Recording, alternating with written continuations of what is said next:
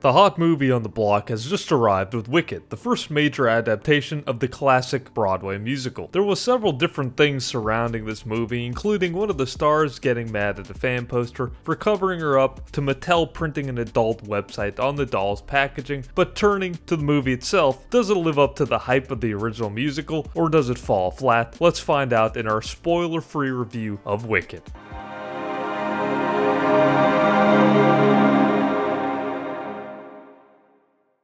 So before watching Wicked, I didn't know too much about the original musical, but I was pleasantly surprised at the story and the premise. The story follows the backstory of the Wicked Witch of the West from the Wizard of Oz series, specifically her relationship and connection with Glinda, a fellow student. I think the story itself, at least this first half, humanizes the witch from one of the best movies of all time, The Wizard of Oz. The adaptation of Wicked covers only the first half of the story, which I didn't know about before going into this, but I still really liked what they did with the story, and this is a testament to the original musical. The leads are played by Ariana Grande as Glinda and Cynthia Erivo as Elphaba. The two do a great job in their respective roles, with their great voices to match. As with a lot of musicals, the roles often require a person to be good at acting, dancing, and singing, and they both do this. Glinda is a self-centered and eccentric character who rivals the typical airhead but with a heart that's very popular and is very focused on what people think about her. Elphaba is the complete opposite, as a bit of an odd witch out and black sheep, or should I say green sheep in this case. Born in a different pigment, she's looked at as a freak of sorts, or something to be feared. This has been done many times in the past with so many different properties, but what makes it unique is its connection to the Wizard of Oz. Grande and Erivo both have good chemistry as polar opposite characters, and it works. This is a trope that gets done a lot,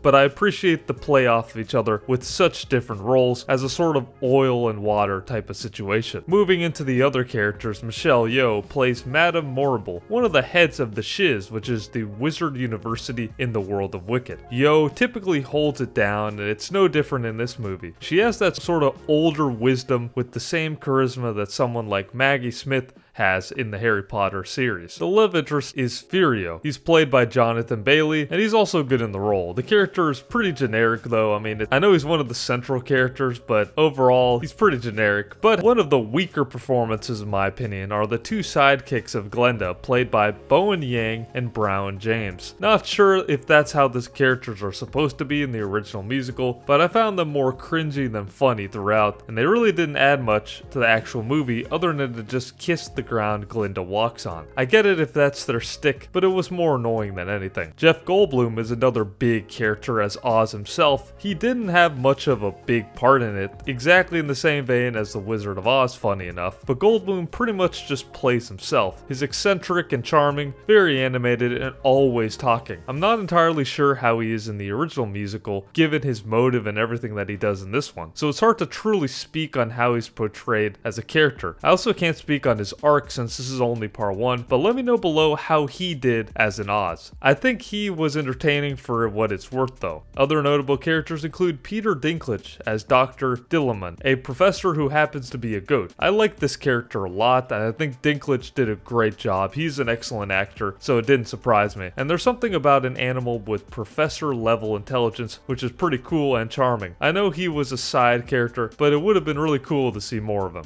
There are quite a bit of characters in this movie, like Bach, a sort of nerdy student, and Nessa Rose, the sister of Elphaba, which gets treated a lot better and is almost protected a lot more than Elphaba herself, just off of looks. Which, surprisingly, fun fact, is the first time that this role was played by an actress in a wheelchair, which she actually is in a wheelchair in this movie, and in real life. Both of these actors do a pretty good job, but again, they're side characters, and overall Wicked has quite the cast of characters in general.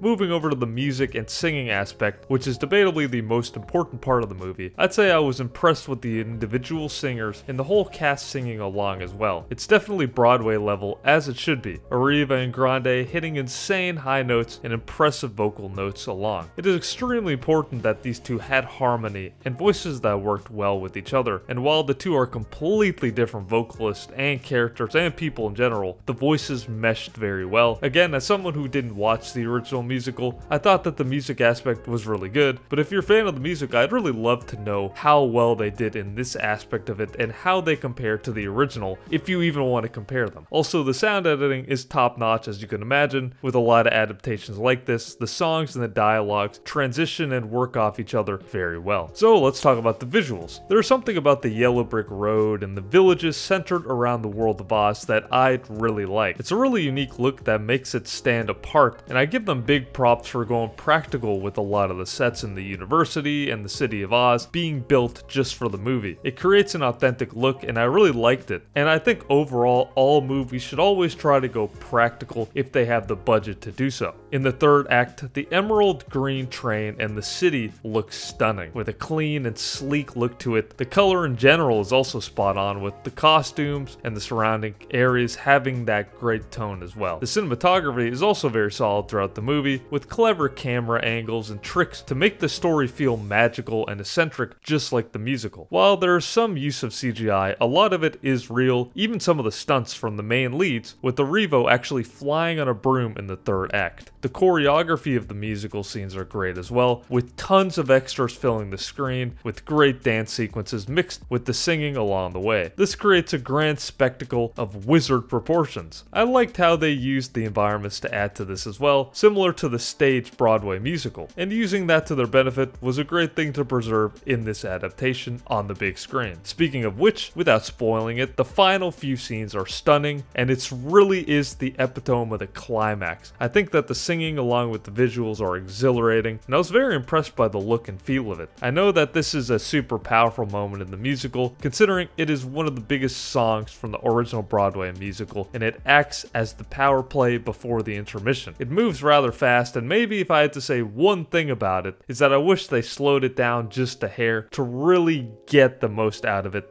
But honestly, this is a small gripe, and with that being said, the movie is really long in runtime, so not sure if they could have slowed it down any further, but really this is more of a good problem to have because it was very good. One of the biggest gripes I had was that they stretched the first half of the musical into 2 hours and 40 minutes just for part 1. I feel like if they really tried, they could have just kept this under 3 hours and told the entire story. I've seen plenty of musical adaptations that have gone from Broadway to the big screen that have been able to do this, so I'm not sure why they couldn't do it this time around, unless Wicked is extremely long and double the amount of time that a lot of musicals are, but from what I saw, this is not the case. All in all though, I did go into this not really expecting much. Like I said, I hadn't really seen Wicked before this, and I had just been hearing some stuff about the actors, but again, I came in unbiased, as I always do with these reviews, and I was really pleasantly surprised. I could see why people love Wicked as a standalone musical, along with why people love this movie. Apart from some annoying characters and some of the fluff just to do a part 1, I think that this is a really solid fall/winter movie to catch on the big screen, and it really gives the fans what they want while helping tell the story for those who may not have seen the original musical. All in all, I will be giving Wicked a solid 8 out of 10. But let me know below what you thought of the movie and how it holds up to the original. Would love to hear it, and be sure to hit that subscribe button to stay up to date with our latest reviews, icon battles, shorts, and all that good stuff. Thank you so much for watching, and I'll catch you on the next review.